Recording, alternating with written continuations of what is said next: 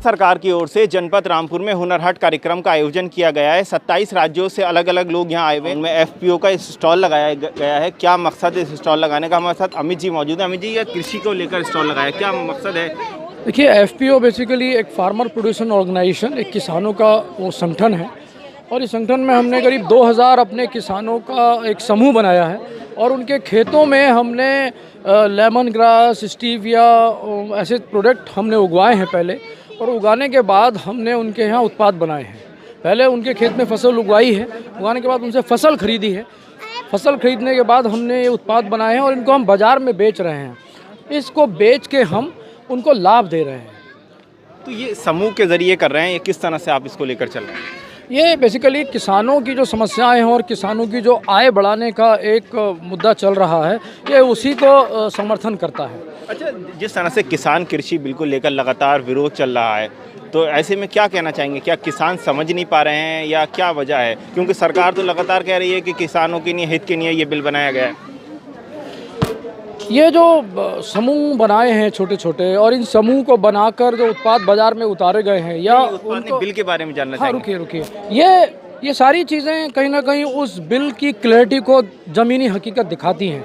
जैसे हमने समूह के लिए एक सोलर कोल्ड स्टोरेज और साइलो बनाया है, वो उस बिल से किस तरह से कनेक्ट है। किसान अपनी फसल उगा तो लेता है, उगाने के बाद जब मंडी में आवक ज़्यादा होती है और उस समय उसको रेट कम मिलता है तो वो ट्रैक्टर चला देता है, तो उसकी ज़मीन, लोग कहते हैं कि मजबूरी में मुझे फसल बेचनी पड़ी। अब किसान को मजबूरी में फसल नहीं बेचनी पड़ेगी, वो समूह के साथ भंडारण करेगा और तब तक करेगा जब कहीं पूरी इंडिया में या देश के बाहर उसको बाज़ार में अच्छा मूल्य नहीं मिल जाता। तो किस तरह से प्रयास किए हैं आपने इसको लेकर, क्या किया है? इसमें हमने अपनी टीम बनाई, उस टीम के साथ किसानों के साथ गांव में छोटी छोटी मीटिंग्स करी, उनको एफपीओ के फ़ायदे बताए और उनको ये भी बताया कि कॉन्ट्रैक्ट फार्मिंग आप पहले से भी करते हो, आप ठेके पे भी देते हो, आप बटाई पे भी देते हो, वो एक तरह का वर्बली कॉन्ट्रैक्ट ही है। सरकार ने ये कहा कि अब किसान अच्छे लोगों को, बड़ी कंपनियों को भी अपनी ज़मीन, अपनी खेती, सिर्फ फसल कॉन्ट्रैक्ट पे दे सकता है, ज़मीन नहीं देनी है। यहाँ भ्रांति यह है कि ज़मीन छीन के ले जाएंगे, आपकी ज़मीन कहीं नहीं जाएगी, सिर्फ उस फसल का कॉन्ट्रैक्ट होगा। और ये कहा जा रहा है कि फसल भी अपनी मर्जी से बोएंगे, कहीं नहीं, वो फसल भी आप ही निर्धारित करोगे। हाँ, कुछ कमियां अगर लगती हैं तो उनकी बात सरकार मान रही है। कि ये जो आपने करा है, इसमें कोई सरकारी मदद कोई है या कोई सरकार का इन्वॉल्वमेंट है इसमें? कोई नहीं, बेसिकली ये सरकार और किसानों के बीच एक कड़ी है। इसमें सरकार का सुपरविज़न है पूरा का पूरा। करीब 22 लोग, बड़े बड़े अधिकारी जो हैं, वो सब इसके अध्यक्ष हैं और इस कमेटी में शामिल हैं।